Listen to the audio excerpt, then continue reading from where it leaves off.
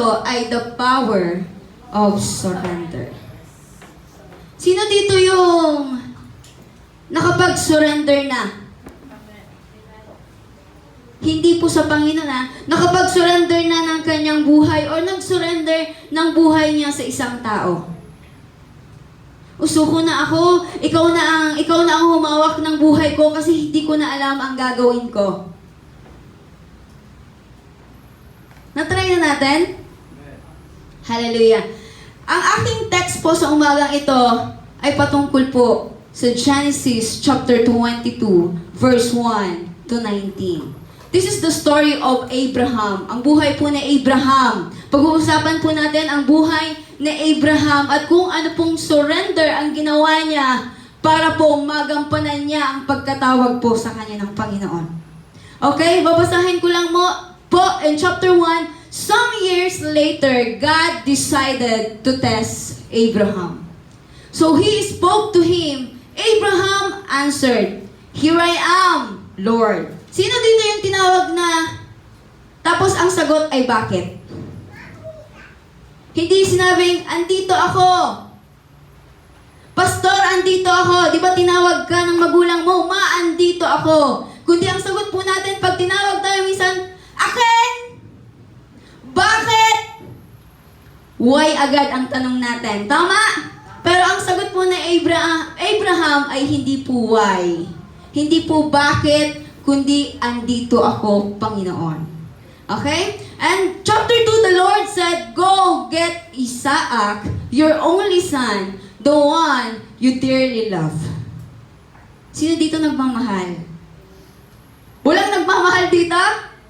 Sino dito ang nagmamahal? Mahal niya yung magulang niya, mahal niya yung katabi niya, mahal niya yung kapatid niya, o may minamahal na someone. Lahat po tayo ay nagmamahal. Tama?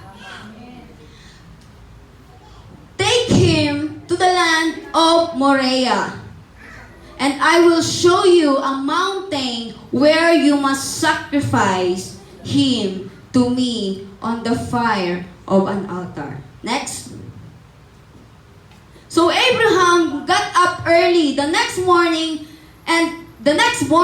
and chopped wood for the fire. He put a saddle on his donkey and left with Isaac and 2 servants for the place where God had told him to go. Chapter 5, verse 4, 3 days later, kapatid, hinihingi na nga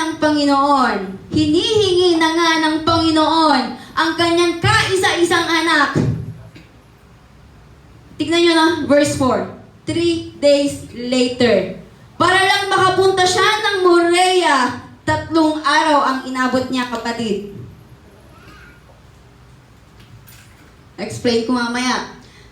3 days later, Abraham looked off in the distance and saw the place.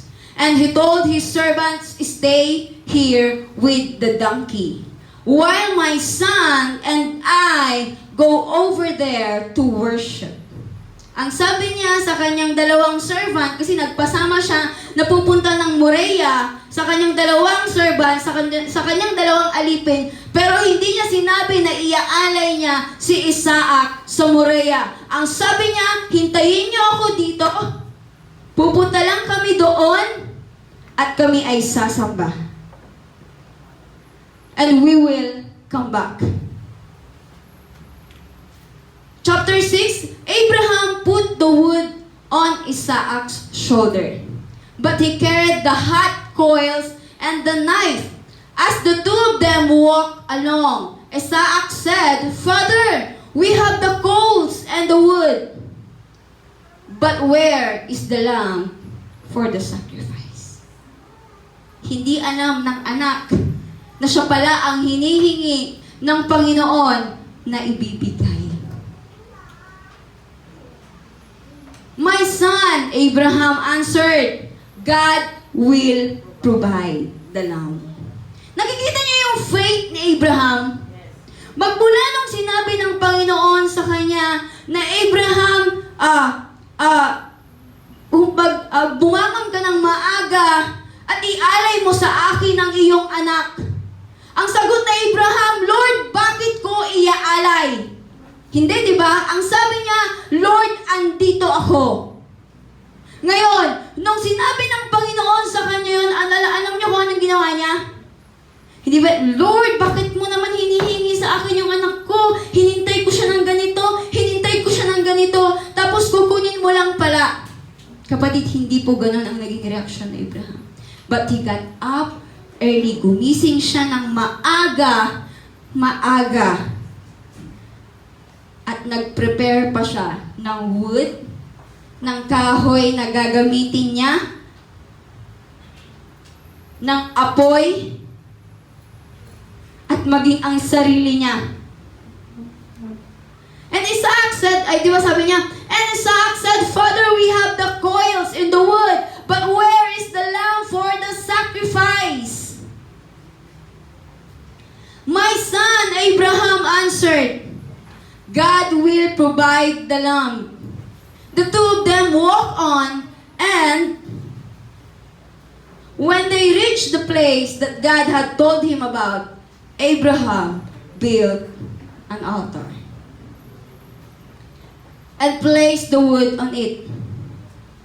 Next, he tied up his son and put him in the wood. Ang anak po niya ay hindi ko alam kung gising o tulog o pinatulog niya that time bago niya ihanda ang anak niya para ialay sa Panginoon. He then took the knife and got ready to kill his son. Nakukuha niyo yung point? Alam niyo po, matanda na si Abraham nung nagkaroon po siya ng kaisa-isang anak. Hindi na po nagkaroon ng kapatid pa. Kaisa-isang anak. At ang nangyayari, hiningi po ng Panginoon.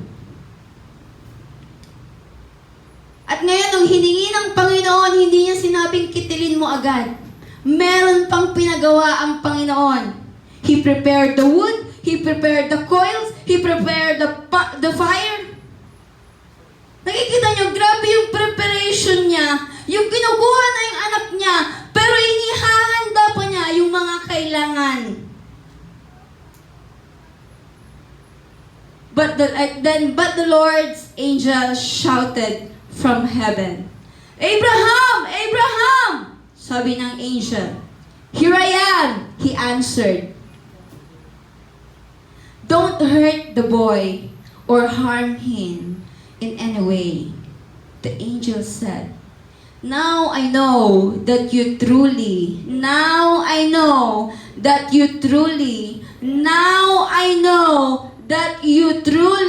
obey God because you were willing to offer your only son.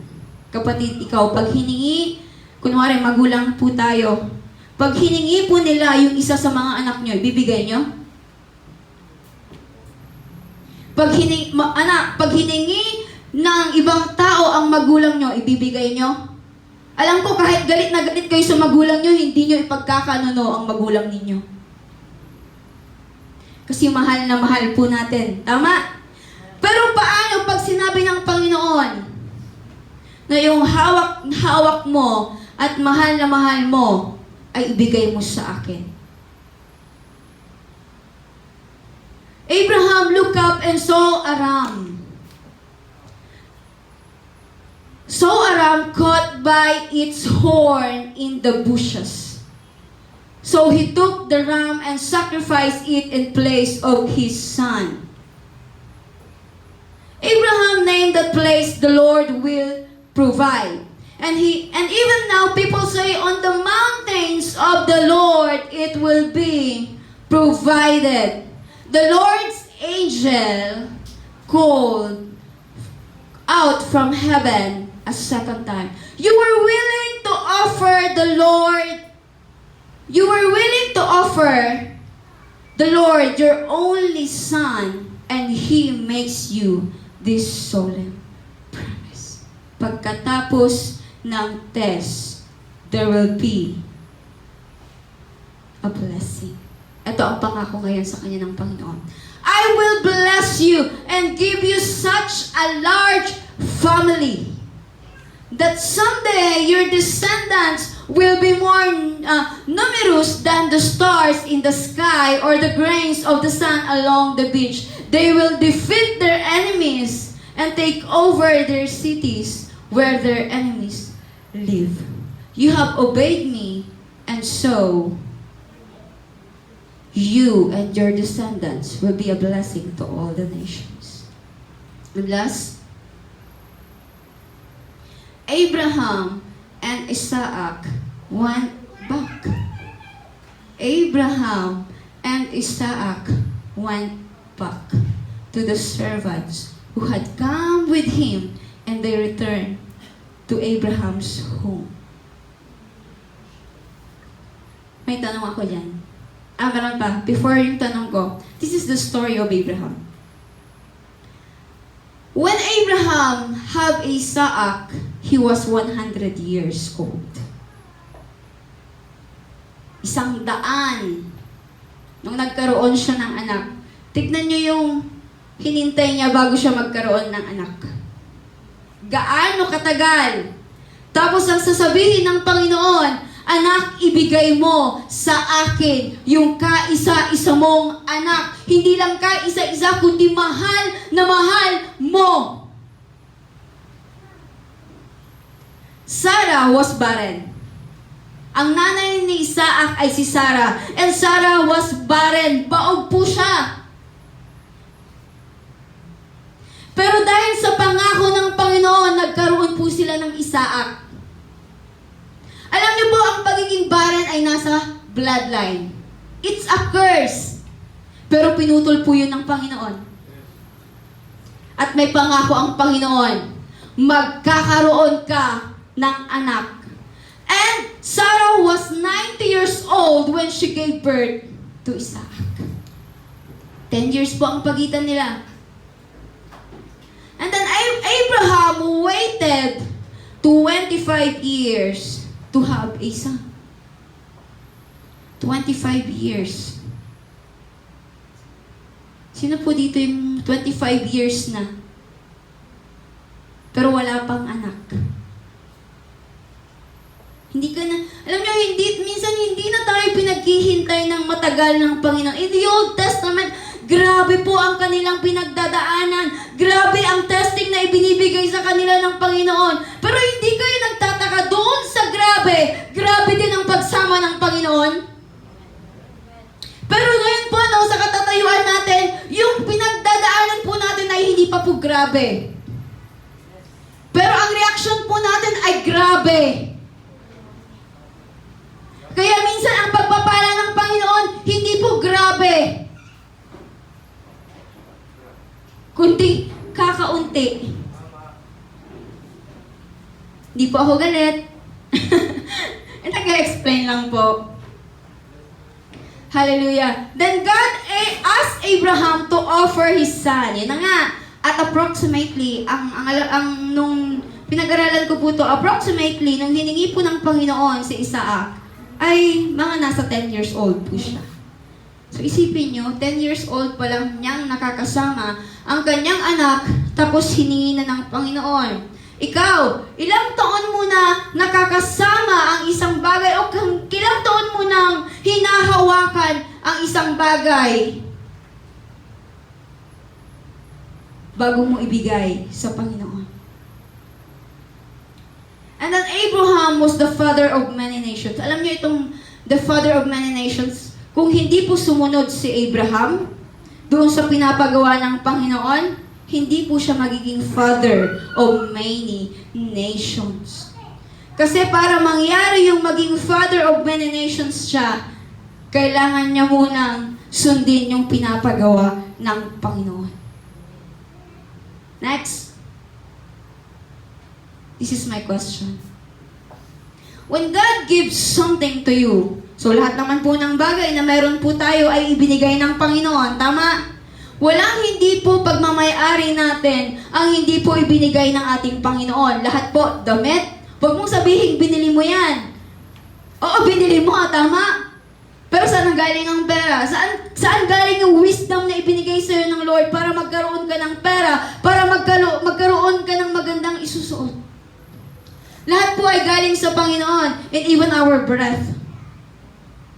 Ang ating hininga, galing po sa ating Panginoon.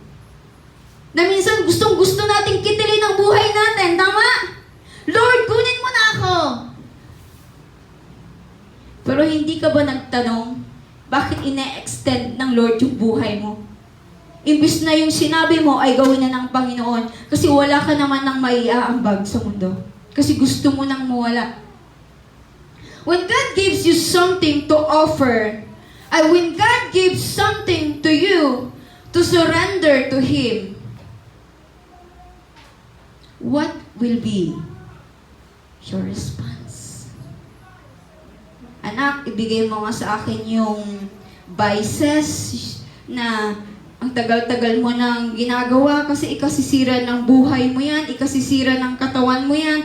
Anak, pwede bang isuko mo sa akin yung attitude mo na mali? Anak, pwede mo bang ibigay lahat sa akin ng hurts, ng pains mo? Kaso minsan hindi po natin ginagawa. Tama? Kasi ang akala po natin ay mahirap pong magsuko. Pero hindi po. Kasi kung meron man pong napakadaling gawin dito sa mundo, ayun ay ang isuko mo sa Lord lahat ng hinihingi niya.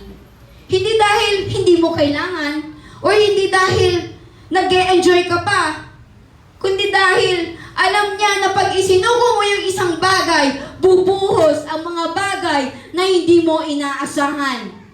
Pag sinabi kong hindi mo inaasahan, lahat po yun ay maganda. Dahil lagi po nating tatandaan, hindi po nag-isip ng mali ang Lord sa atin. Sinasabi natin sa sarili natin, makasalanan ako, tama? Ang sabi ng Lord, hindi, wala kang kasalanan. Ang sinasabi ng sarili mo, you are useless. Sabi ng Lord, hindi, anak, you are worthy. Naiintindihan po natin. So, next. Ito po ang meaning ng surrender. The meaning of surrender, to agree, to stop. Ano pong ibig sabihin ng stop? Tumigil, tama? Pag sinabi mo bang tumigil, kailangan maglalakad ka pa. Diretso. Sinabihan ka ng stop, di ba? Pag sinabihan ka ng stop, anong gagawin mo? Hihinto. So, ibig sabihin, pag nag-surrender ka, kapatid, pag nag-surrender ka ngayon, kapatid, hindi mo na babalikan mamaya.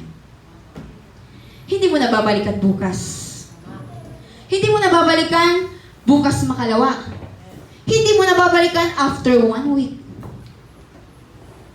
It's easy to surrender, but the process of surrendering ay hindi po madali. Kaya ang surrender po ay hindi po siya one-time event of your life. Kundi, surrender now, hindi uli kaya, surrender uli, hindi uli kaya mama, surrender uli. Until the day na hindi mo na namamalayan that you stop fighting, stop hiding, stop resisting. That's the meaning of surrender. To give up completely. Hindi po half, hindi po 1/4, buo. The meaning of surrender is pagsuko, isuko, pahuli, mawalan. Mawalan. Kapatid, handa ka na bang mawalan? Hindi ng mga magagandang bagay, kundi mawalan ng mga bagay na nagpapabigat sa buhay mo kung bakit, alam mo yun, para magpatuloy ka sa paglilingkod sa Panginoon. Mga bagay na nagpapatigil sa iyo kung bakit dapat mas nakikilala mo ang Panginoon eh. But because of something na hindi po natin natin ma-surrender sa Panginoon, imbis na nakakalakad po tayo ng malaya, nakakalakad po tayo ng may pitpit. Kaya minsan, imbis na malaki po ang hakbang, nagiging maliit po ang hakbang. Next. Wait lang. Isa-isa. Eto. Tignan nyo to, itong word na to. God reveals it to me. Sure. Next. And. Render. Surely, when you truly surrender to God, everything that defeats you, defeats vices, hurts, unforgiveness, sin, mga bagay na nagpapahinto sa'yo, even your family or your kaibigan man yan, it will end. Matatapos if you truly surrender everything unto God. And render means provide. He will provide, He will render everything and anything that you need. Ayaw mo nun? Ang sinasabi lang ng Panginoon sa iyo ay isuko mo, kapatid. And He will give you the blessings. And He will give you everything and anything that you need. Kapatid, ano bang pangangailangan mo sa buhay? Pera? Pamilya? Maayos na pamilya? Broken family kayo? Oh, ano bang kailangan mo sa Panginoon? Maayos na pag-aaral? Mataas na grade? Mababang asawa in the future? Kapatid, kung hindi mo kilala ang Panginoon, everything of, alam mo yan, lahat ng yan, kapatid, masakit sa utak. But, if you truly surrendered everything unto God, lahat ng meron po sa puso natin, yung nilalaman ng puso natin, pag lahat po ng yan ay isinuko natin sa Panginoon, kahit hindi mo hinihingi, kapatid, ipagkakaloob sa iyo ng Panginoon. Bakit? Alam kasi ng Panginoon ang laman ng puso mo. Ngayon, kung ang laman ng puso mo ay puro kalyo, alam niyo po ang itsura ng kalyo? Na pag kumakapal, nagiging manhid. Tama? Hindi mo na nararamdaman, kapatid. Pag ganun na po ang puso po natin, kaya pa naman po ng Panginoon na basagin at alisin lahat ng kalyo. Pero baka matagalan tayo. Pero the good thing is kaya ng Panginoon. Pero nasa atin po kung paano natin, hanggang saan natin isusuko yung buhay natin. Next. Isa-isa. Sure. Next. And the last one is render. The meaning is surrender. Surely, your blessings will come. Surely, the promises of God will come. And everything that hurts you, and everything that harden your heart, and everything na nagpapahirap sa'yo, it will end.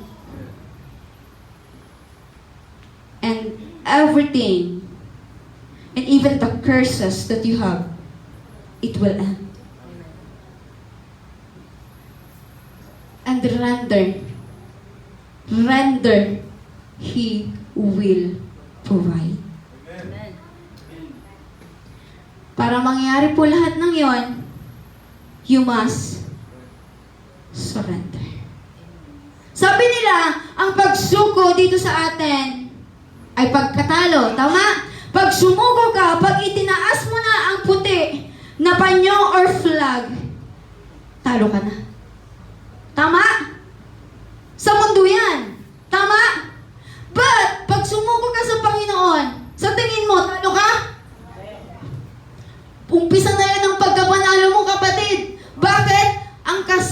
mo ay hindi just. Kanino ka sumuko? Sa Panginoon. Sabi ng Panginoon, yan yung anak ko, isinuko na niya yung buhay niya. Ibig sabihin, ako na yung kukontrol ng buhay niya. Pag sinabi ng Panginoon na siya na yung kukontrol ng buhay niya, hindi siya mag-iisip ng masama sa'yo. So, ibig sabihin, siya yung kukontrol sa'yo, anak, ito yung dadaanan mo, dito ka sa kanan kasi yung kaliwa, mahuhulog ka. Nakukuha niyo? God will guide you into the right path if you truly surrender. Truly. Hindi po kalahati, hindi po 1/4, hindi po 1 kilo, kundi buo. Buong buo. Alam niyo po yung kwento na Abraham. Sabi ko nga po sa inyo, kaisa-isang anak niya. Kaisa-isang anak na hiningi po niya sa Panginoon. Hiningi din po niya si Isaac sa Panginoon. Pero hiningi din po ng Panginoon si Isaac. Pero alam niyo ang maganda? Kung bakit madaling ibinigay ni Abraham ang anak niya? Bakit hindi na siya nagtanong, Lord, bakit? Hinintay ko itong pagkakataon na ito para magkaroon ako ng anak. At nag-iisa yung anak ko, bakit mo hihingiin? Nakukuha niyo? Lord, kaisa-isa itong business namin, bakit ko kailangang magsara? Hinihingi ng Panginoon ang business mo. Hindi dahil para magsara, kundi dahil gusto niya, isasara niya ngayon, dahil meron kang dadaanan. At pag nagpagtagumpayan mo yung pagdadaanan mo, yung business mo, magiging doble. Magiging triple. Kasi po, ang Panginoon pag nangako, hindi po pangako na, bibigyan kita ng ice cream. Isa lang pero, gawin muna to. Hindi po ganun ang Panginoon. Pag nangako po ang Panginoon, gawin mo ito, anak. And it will lead you into a victorious life. Pag napagtagumpayan mo, ito pa yung pangako ko. Hindi mo hiningi, anak, pero bibigay ko sa'yo. Bakit? Kasi he truly obey God. Nakukuha niyo, hindi siya nag-retaliate, hindi siya nag-response ng mali, hindi nga niya pinag-isipan ng mali ang Panginoon, hindi nga niya hinusgahan ng Panginoon, na Lord, bakit?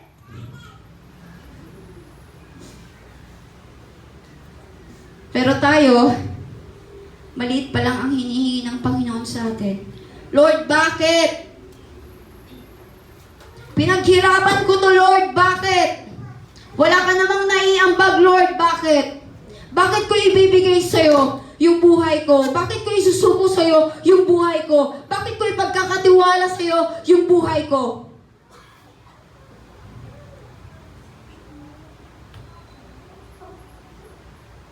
Pero dito niya makikita. Alam niyo kung anong meron si Abraham? Kung bakit ganun siya kadali? Nagbigay ng anak niya? Tanungin niya ako.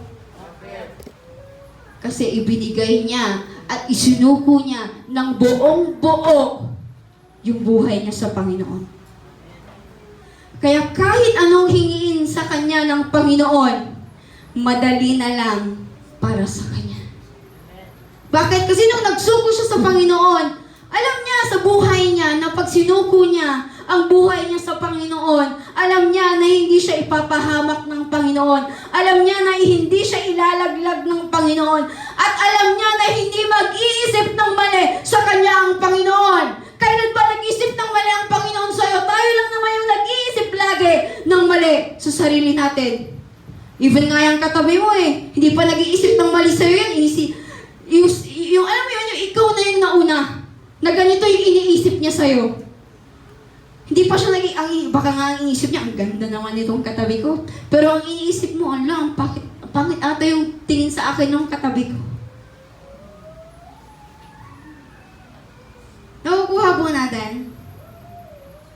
Ganun po. Kaya ganun po naging kadali.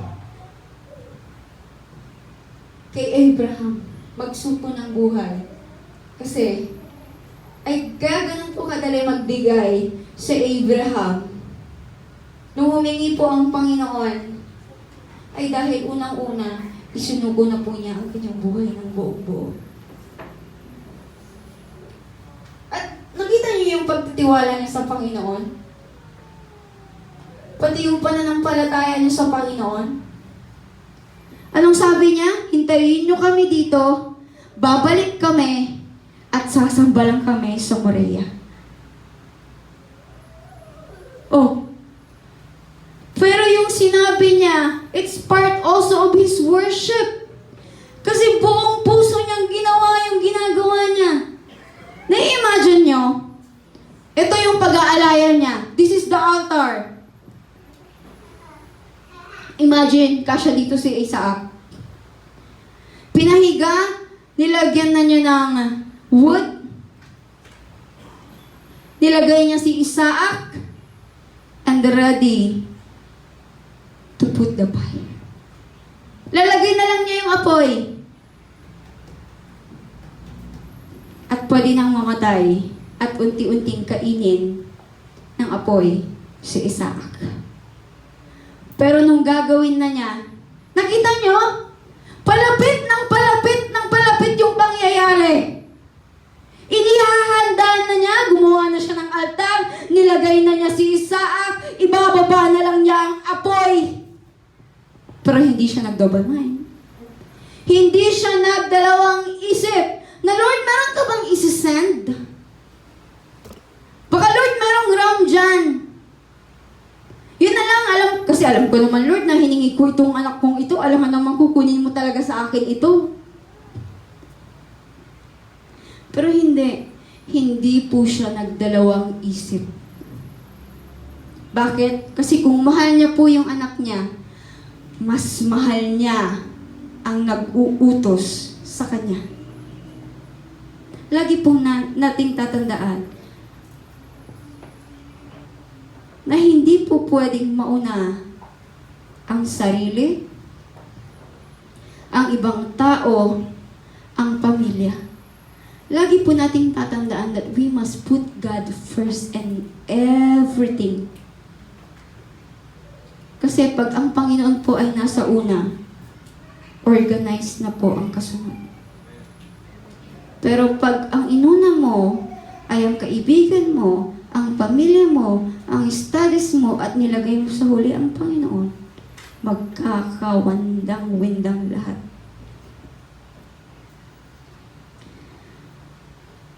Nakukuha po natin. Next. This will happen. It will happen if we truly surrender to God. Number 1, it will give you such a large blessings. Kapatid, hindi lang maliit, hindi lang pagpapala, kundi malaki at napakalaking pagpapala. Sino dito ang hindi gusto ng pagpapala? Lahat tayo, tama, gusto ng pagpapala. Pero ganito, dahil lahat tayo ay gusto ng pagpapala, minsan kontento na tayo sa kukunting pagpapala, tama? Binigyan ka ngayon ng 5,000. Okay ka na sa 5,000, eh ang sabi ng Panginoon sa'yo, 1,000,000. Nakikita nyo? Alam nyo po minsan, depende po ang surrendering natin sa blessings natin. Kaya wag po tayong magtataka minsan kung bakit kakarampot po yung biyaya na nare-receive natin.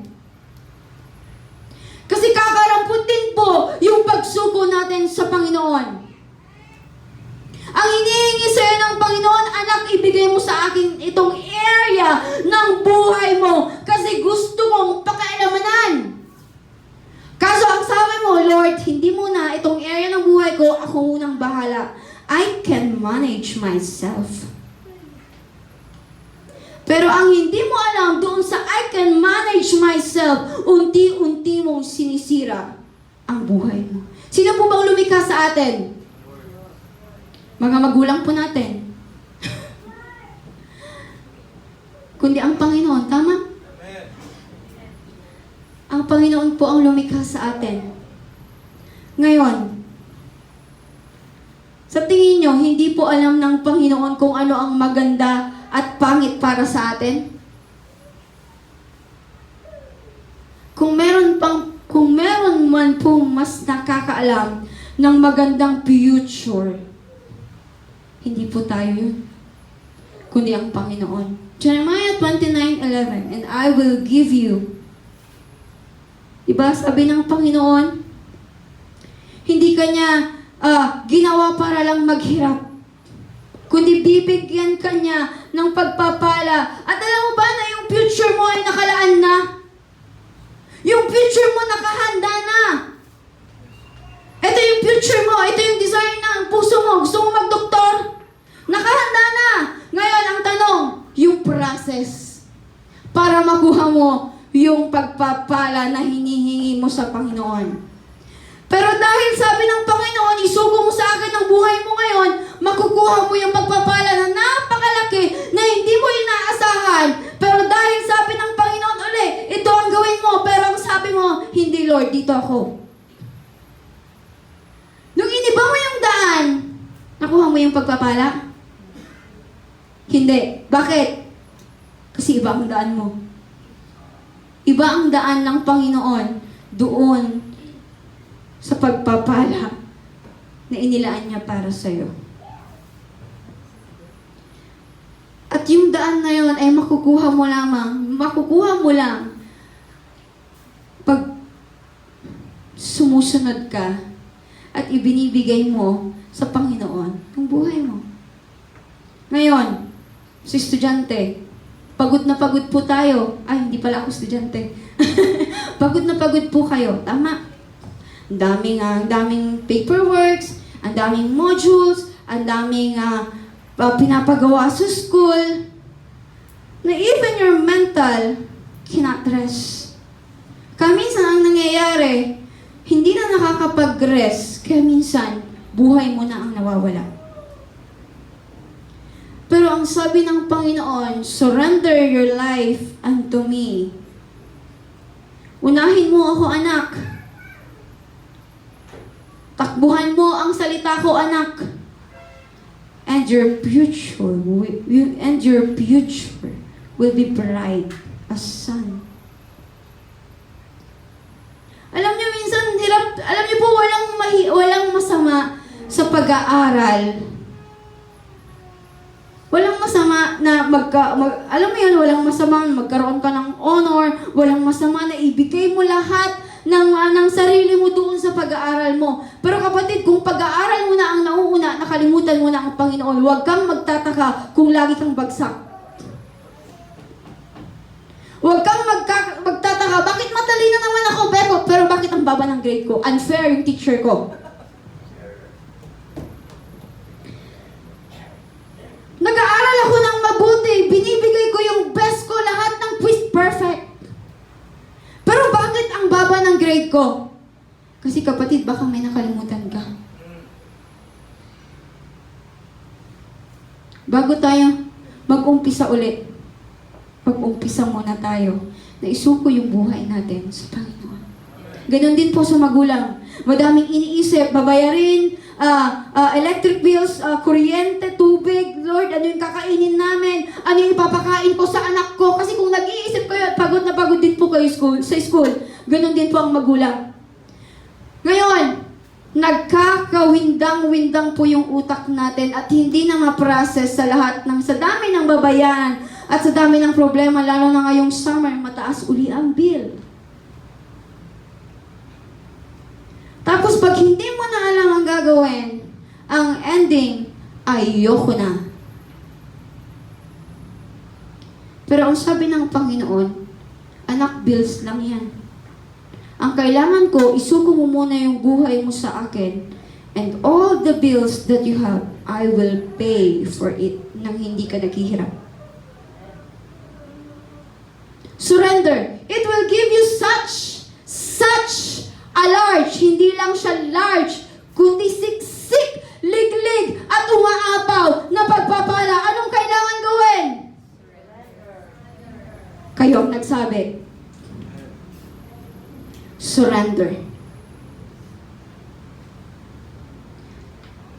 Pangalawa, you will become an overcomer.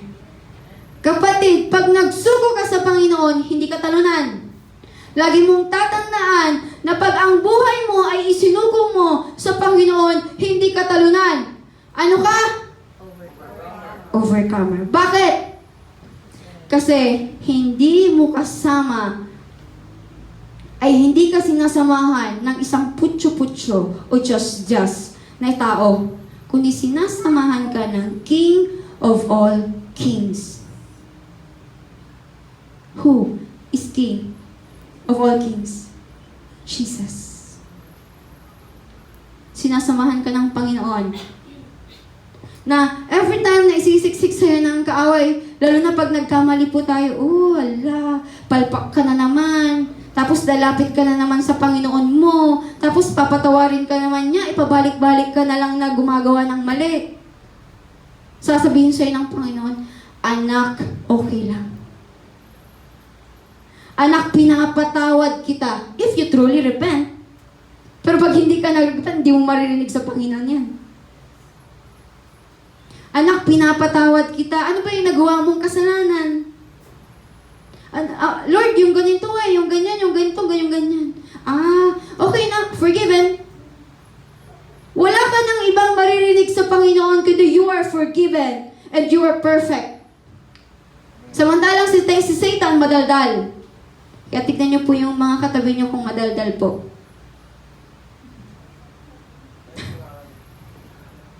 Madaldal po. Bakit? Kung ano-anong sinisiksik sa atin. Kung ano-anong nilalagay sa utak natin. Kung tayo naman, oo nga, totoo yata yan eh. Alam mo, minsan sinasampal ka na ng katotohanan na anak, hindi yan yung totoo. Ito yung pangako ko. You are beautiful. You are wonderful. And you are perfect. And you are great because you are my child. Sinasampal ka na ng katotohanan. Minsan ang pinaniniwalaan pa natin ay yung lies. Hindi ko nga alam bakit ang hirap-hirap nating maniwala sa katotohanan. Ang katotohanan ang magpapalaya sa atin. Pero nga dahil mas nag-e-enjoy tayo sa mga lies na naririnig natin, gusto natin na, alam mo yun, yung para tayong sympathy. Sympathy ba? Hahanap ka ng kaibigan, tapos, oo nga. Pare-paras na kayong naging kalabaw ba? Tama ba? Kalabaw. Maghanap ka ng kaibigan na magkukorek sa'yo ng totoo at ililid ka sa relasyon mo sa Panginoon. Pero pag yung kaibigan mo ay nililid ka niya sa maling gawa mo, iwan mo. Parehas kayong mawawasak ang buhay.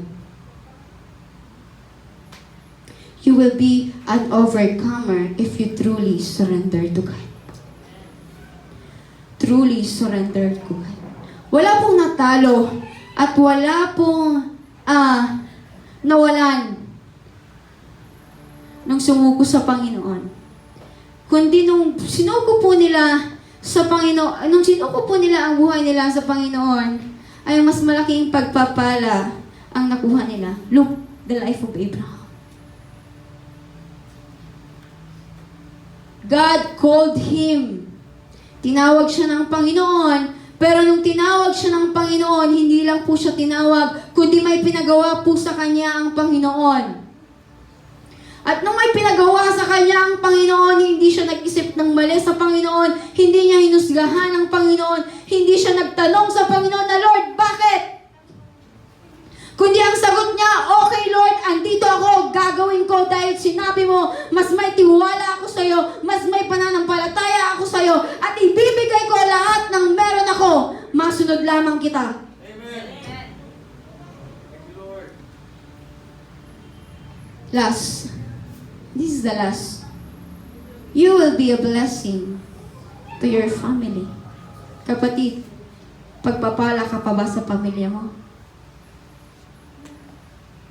O baka ikaw na yung pinapala palabas ng bahay ninyo? And to this nation. Kapatid, hindi ka lang magiging pagpapala sa pamilya mo, kundi magiging pagpapala ka even in this nation. Kaya huwag kang magtataka kung yung pangalan mo mamaya ay nasa dyaryo na at naitataas ang Panginoon sa buhay mo. At naitataas ka.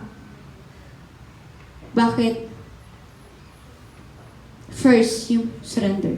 Di kayo nagtataka? Madaming Kristiyano ngayon na isinuko nila ng buong buo ang buhay nila, tapos nakikita nyo na lang sila sa social medias.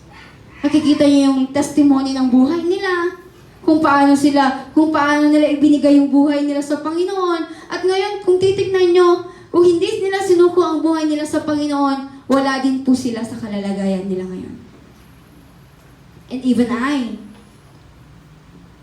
kung hindi po ako nagsuko at laging nagsusuko at nagbibigay sa Panginoon ng buhay ko, hindi niyo din po ako makikita dito sa harapan.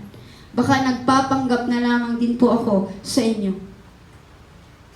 Alam niyo, when I asked God, sabi ko, Lord, anong pwede kong ibahagi na meron ako? Sabi ko sa Panginoon, unang binigay sa akin ng Lord, miracle.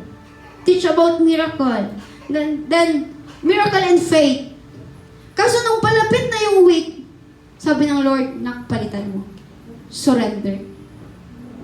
Kasi anak, madaming Kristiyano, by name, but not Christian by action. Madaming Kristiyano by name. I am a Christian. I am a born again. Pinapangalandakan mo pa sometimes that you are born again, but your attitude and how you react doesn't match. Hindi nagtutugma. Kaya minsan, hindi mo ma-judge ang isang taong humuhusga po sa atin because of our actions. But if you truly surrender, sukong-suko, hindi ngayon, hindi lang ngayon, kundi pagkatapos nito, araw-araw mong isusuko ang buhay mo sa Panginoon.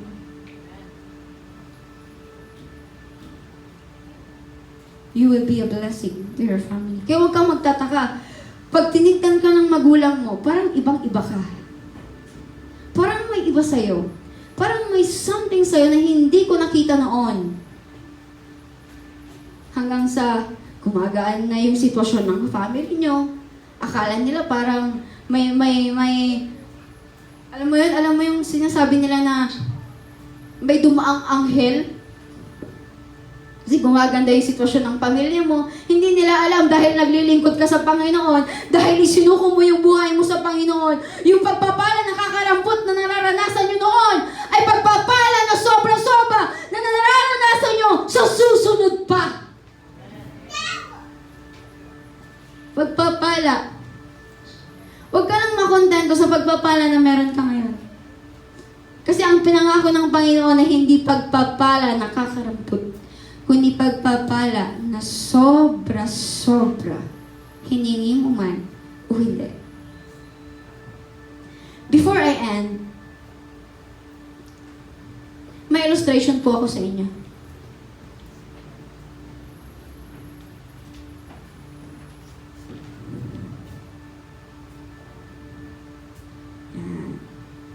Okay.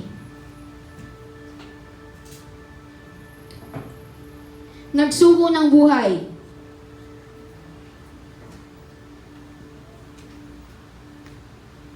Anong nakikita nyo? Marumi? Malinis. Nagsuko ng buhay. Binigay niya lahat sa Panginoon. Wala siyang itinira. Ngayon, pinuno siya ng Panginoon.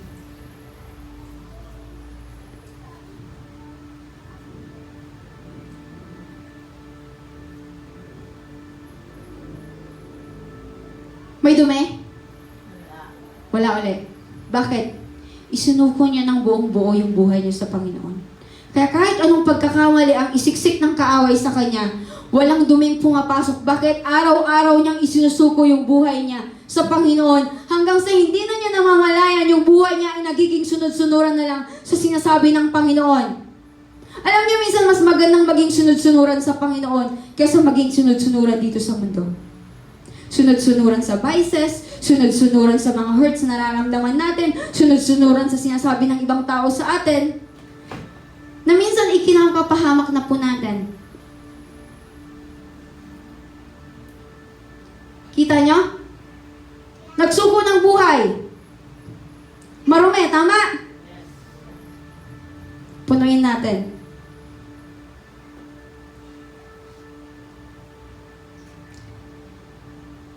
Nung nagsuko siya ng buhay niya, madumi pa din. Bakit? Ano sa tingin ninyo? Nagsuko kaya siya ng buo? Hindi. May reservation. May reservation siya.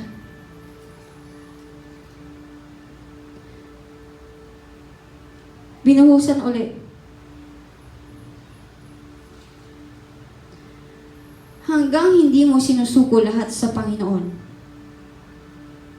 Hanggat hindi ka nagsusuko ng buong-buo sa Panginoon. Hindi ko po alam kung anong hinihingi po sa atin ng Panginoon sa mga oras na to. Kung ano po yung bagay na gusto niyang isuko mo sa Kanya.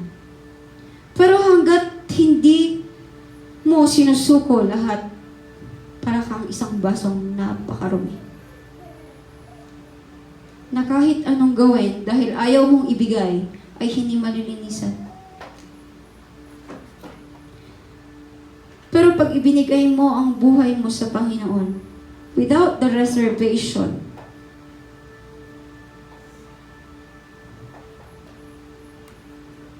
kita mo nga yung mukha ng kaharap mo, oh.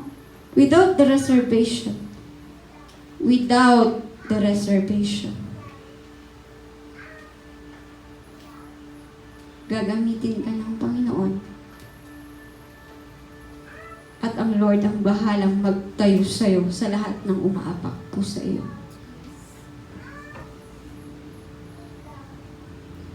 So kayo na po ang pumili. Magsusuko ng buo. Anong gusto niyo? Malinis, marami? Malinis. O magsusuko ng may reservation.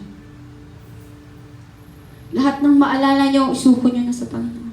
Isusuko lahat natin sa Panginoon. Lahat ng ipaalala sa atin ng Panginoon, isusuko natin.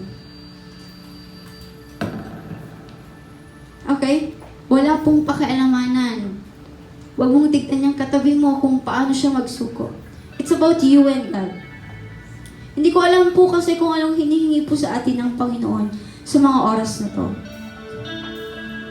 Kung yung goals mo ay masyado nang nauuna kaysa dapat ay ang Panginoon. O yung sarili mong kagustuhan o dapat ang Panginoon. Na minsan kaya hindi mo na naririnig ang sinasabi ng Panginoon ay dahil kulang ka na. Kulang na po tayo sa pagsuko ng buhay natin sa Panginoon. Come on. Before I end, yung conclusion. Sabi ng anghel kay Abraham, you were willing to offer your only son to the Lord. Now, meron pa ako dyan. Uulitin ko uli yung tanong sa inyo kanina. When God gives you something to you to surrender to Him, what will be your response? Come on. Pwede